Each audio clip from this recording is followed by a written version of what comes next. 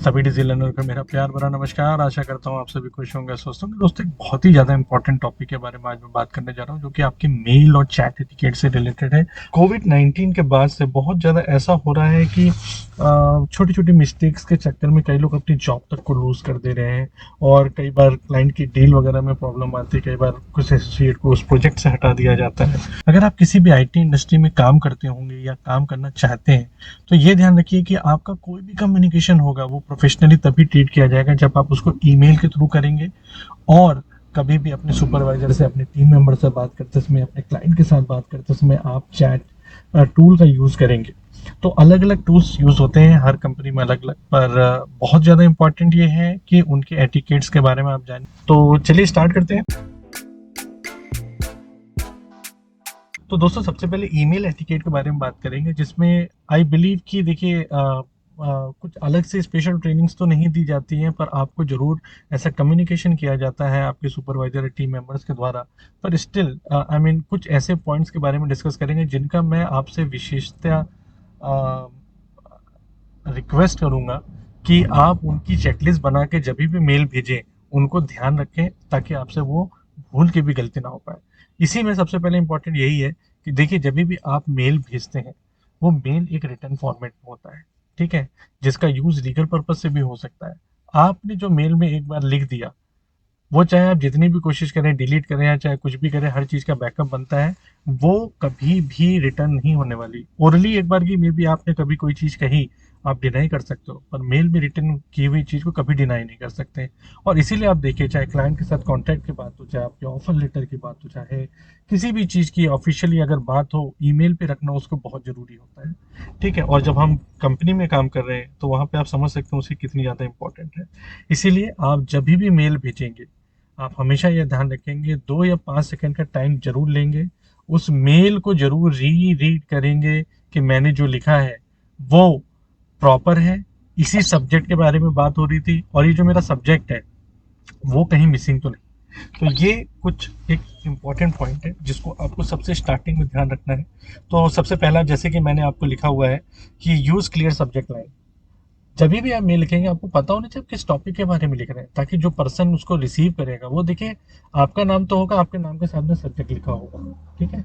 तो ये इंपॉर्टेंट उसको समझ में आ जाए वो क्या आपने किस चीज़ के लिए मेल लिखा है। कई बार क्या होता है, कुछ मेल फॉरवर्डेड या रिप्लाईज चलते रहते हैं, या कई बार जल्दबाजी में आप सब्जेक्ट को भूल जाते हैं। ये बहुत ही अनप्रोफेशनल होता है। अगर आपको लगता है कि कोई ऐसा टॉपिक जो उस सब्जेक्ट में या मेल ट्रेल में है वो उससे रिलेटेड नहीं है, आप नई मेल लिखिए हमेशा, ठीक है। मे बी प्रोजेक्ट के टाइमलाइन के बारे में डिस्कशन हो रहा होगा और आप उसमें अपनी लीव के बारे में इंफॉर्मेशन डालने लग जाएंगे कि मैं इस टाइम को लीव पे नहीं रहूंगा, आप इसका अप्रूवल दे दीजिए। दैट इज टोटली रॉन्ग, ठीक है। दूसरी चीज कि जब आप, जैसे कि मेल ट्रेल की भी बात हुई अभी, तो कभी भी आप हमेशा ध्यान दीजिएगा, जब आप किसी भी सब्जेक्ट पे मेल आपको आया होगा, आप उसका रिप्लाई करें, कोशिश करें हमेशा उसकी मेल ट्रेल को मेंटेन रखें। कभी भी उस मेल ट्रेल को डिलीट मत करिए, अदरवाइज वो बहुत अनप्रोफेशनल माना जाता है। कोई नहीं चाहता है कि पुरानी मेल्स में जाके उनको फिर से हम चेक करने की कोशिश करें कि वो मेल एक्चुअल में स्टार्ट किस पर्पज से हुई थी, ठीक है। तो कभी भी मेल ट्रेल को डिलीट करने की कोशिश ना करें। दूसरा, कि आपको जो पॉइंट रखना है, आप लेंदी मेल मत बनाइए। कई बार क्या होता है, हम हर एक चीज एक्सप्लेन करने की कोशिश करेंगे, आपको लगेगा पता नहीं मीटिंग मेरी हो ना हो। ये बहुत बड़ी गलती है। आपको जो सब्जेक्ट है, आई मीन जो आप पर्पस को अचीव करना चाहते हैं, इन ब्रीफ 2 या 3 लाइन में, 4 लाइन में आप लिखिए। कोई जरूरी डॉक्यूमेंट है उसको आप अटैच कर दीजिए। पर आपको लगता है कि नहीं, मेरा 2 या 3 पैराग्राफ से ज़्यादा बड़ी मेल हो रही हो, तो इट इज़ इम्पॉर्टेंट कि आप जरूर एक मीटिंग रखें। उस मीटिंग में आप प्रोफेशनली डिस्कस करें अपने सुपरवाइजर या अपने टीम मेंबर से, ठीक है। थर्ड है कि टोन और लैंग्वेज का बहुत ध्यान रखिए। देखिए, कई बार आप ऐसे लैंग्वेजेस या टोन का इस्तेमाल करते हैं जो आप इंटेंशनली, आपका वो मतलब नहीं था, पर रीडिंग करके वो इंटेंशनली मतलब ले लिया जाता है। फॉर एन एग्जाम्पल, कि कुछ ऐसे मेल्स हो सकते हैं जहाँ पे आप बोल्ड लेटर में लिखने लग जाए, ठीक है। अगर आपके क्लाइंट ने बोल्ड लेटर में कोई चीज़ लिख के दी है कि I wanted this discussion to happen earlier, it means कि वो एंग्री है, राइट। तो ये चीज़ें आपको बहुत ध्यान रखनी है। आप किसी का नाम लिख रहे हो और वो नेम से कोई मतलब निकाला जा सकता है, कोई मीनिंग निकाली जा सकती है, तो मेक श्योर आप मिस्टर या मिसेज को इंश्योर करें लिखने के लिए, या इटैलिक फॉर्मेट में नेम को रख दें, ठीक है। किसी भी बॉडी में जो भी आपकी मेल है ना, उसमें पूरा फॉन्ट का आपका जो फॉन्ट होता है वो फॉन्ट एक यूनिक रहना चाहिए। उसमें ऐसा नहीं होना चाहिए कि दूसरे से आपने कंटेंट को कॉपी पेस्ट किया, उसका फॉन्ट अलग है, आपका फॉन्ट अलग है, तो वो मीनिंग अलग समझने लग जाती है। उसको लगता है कि आपने अपने आप से मेल नहीं लिखा, आपने कॉपी पेस्ट करके मेल लिख दिया है। ठीक है, क्योंकि आपका जो सिग्नेचर होता है वो बहुत इंपॉर्टेंट रोल प्ले करता है। ठीक है, और इसी बात से सिग्नेचर में भी आपका जो फॉन्ट होगा उसको आप बॉडी के साथ मैच करिए। जब भी आप किसी भी मेल को रिप्लाई करें, मेक श्योर कि आप बेस्ट रिगार्ड्स, थैंक यू, अपना नाम, अपनी पोजीशन, अपनी लोकेशन, अपनी कंपनी का नाम, ये जरूर लिखें, ताकि किसी भी पर्सन को अगर मेल रिसीव रहती है तो वो आपकी ग्रेविटी समझ पाएगा, है ना। हो सकता है आप सुपरवाइजर हो, आप टीम लीड हो, आपने एज अ टीम मेंबर वो मेल भेज दी, ठीक है, और वो मे बी वो इग्नोर कर देगा पर्सन दूसरा जो इंपॉर्टेंट काम था। पर अगर आप टीम लीड, आप मेंशन करते सिग्नेचर में, no I am team lead of this project, तो जो अदर पर्सन रिसीव करता है उसको ग्रेविटी समझ में आएगी उस मेल की। ठीक है, इवन दो आप जब एक टीम मेंबर भी हैं, आप कम्युनिकेशन अगर दूसरी टीम से कर रहे हैं, तो दूसरी टीम मेंबर को समझ में आना चाहिए कि आप किस टीम से बिलोंग करते हो, ताकि वो आपके पर्पस को बहुत अच्छे से समझ पाएगा।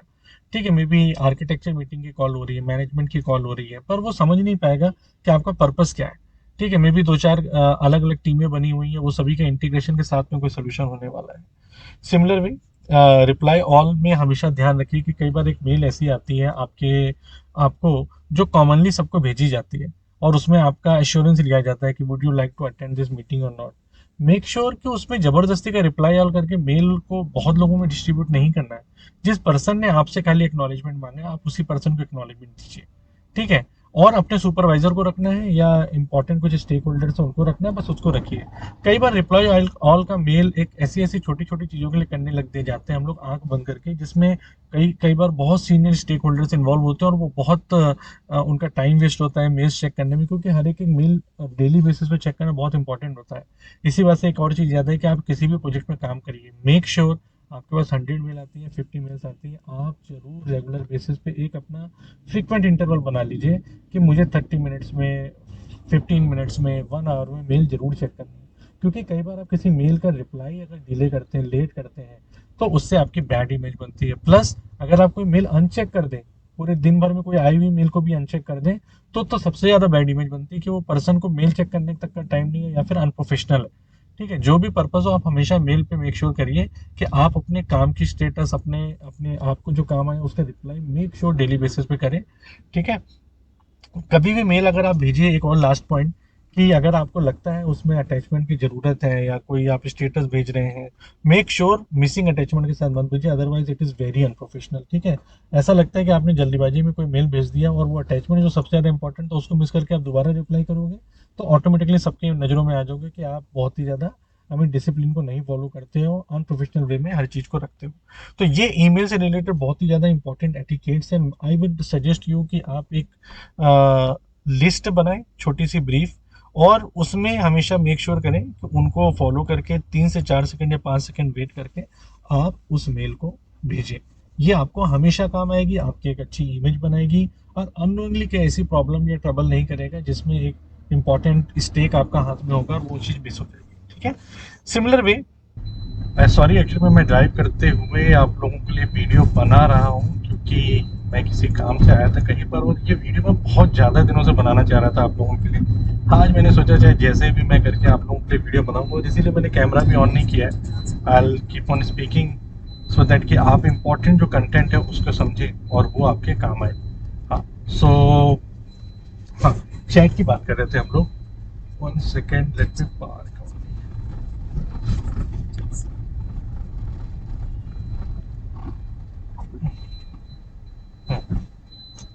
With respect to chat also, I mean, देखिए हम जब चैट पे बात करते हैं तो कई बार हम इमोजीज का यूज़ करते हैं, कई बार स्टिकर्स का यूज़ करते हैं, और हम प्रोफेशनलिज्म को भूल के इतने ज़्यादा कैंडिड हो जाते हैं कि हम कई बार ये भूल जाते हैं कि इसमें भी लिखी हुई हमारी हर चीज़ रिटर्न है।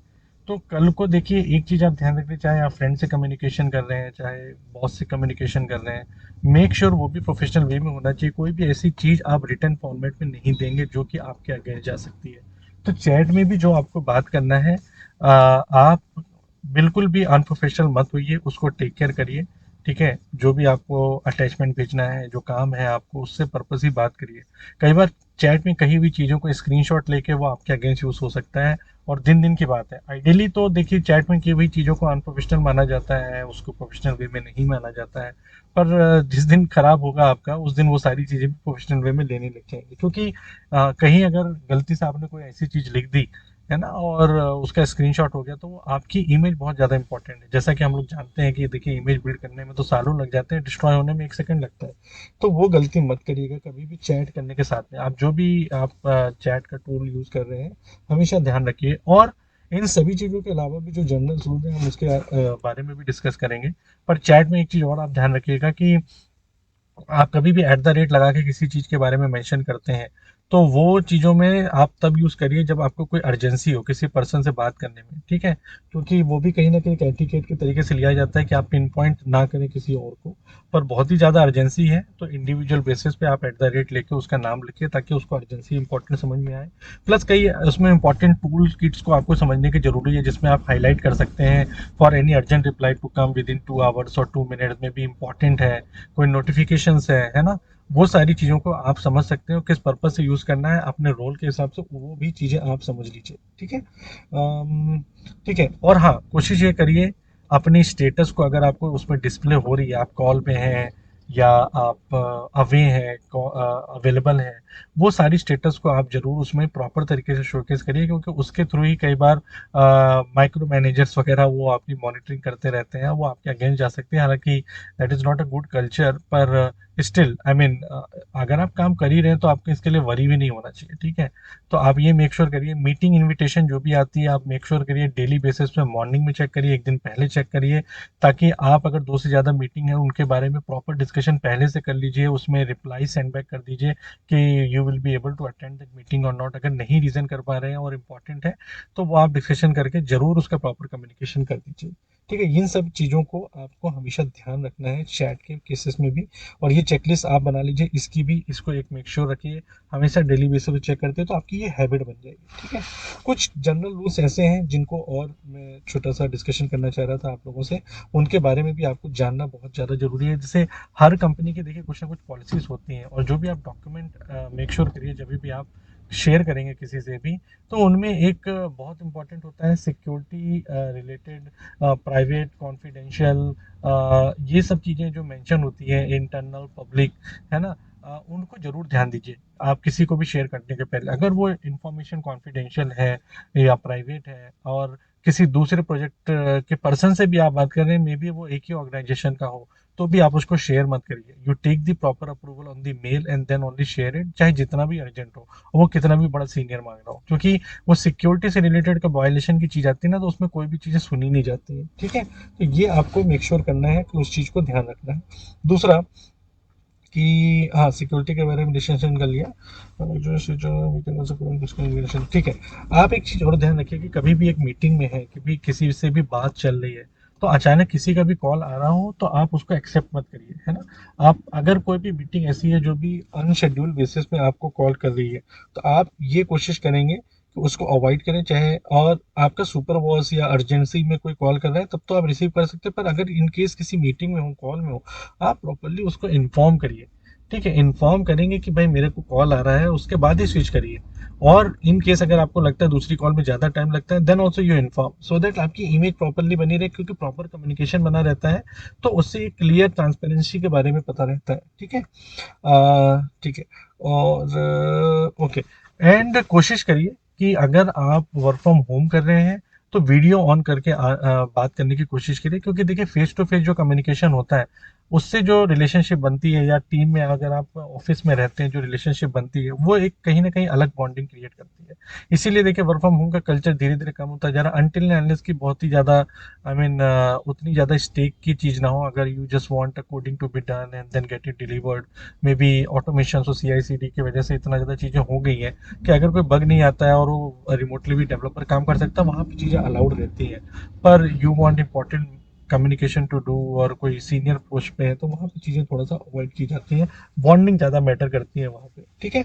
और हाँ, देखिए जैसे मैंने बोला कि हर ऑफिस का कम्युनिकेशन करने का कोई ना कोई तरीका होता है, और जब टीम्स और चैट वगैरह करने में, टीम्स आप यूज़ कर रहे हो, जी टॉक यूज़ कर रहे हो, आप सेम टाइम यूज़ कर रहे हो, जो भी आपके वहाँ पे स्लैक यूज़ हो रहा हो, कोई भी कम्युनिकेशन का टूल यूज़ हो रहा हो, या आउटलुक या लोटस जो भी यूज़ कर रहे हो मेल पे, जब आप उस पर इतनी चीज़ें ध्यान देने वाले हैं, तो आप कैसे अपना कोई भी प्रोजेक्ट का कम्युनिकेशन व्हाट्सएप पे कर सकते हैं। WhatsApp most of the time unprofessional way होता है हमेशा हर डिस्कशन करने का। आप मेक श्योर करिए, अगर व्हाट्सएप पे कोई डिस्कशन आपसे हो रहा है या कोई अलग अनफॉर्मल वे में अनप्रूवन चैट विंडो में आपका डिस्कशन प्रोजेक्ट का हो रहा है, आप प्लीज़ उसे हमेशा अवॉइड करिए।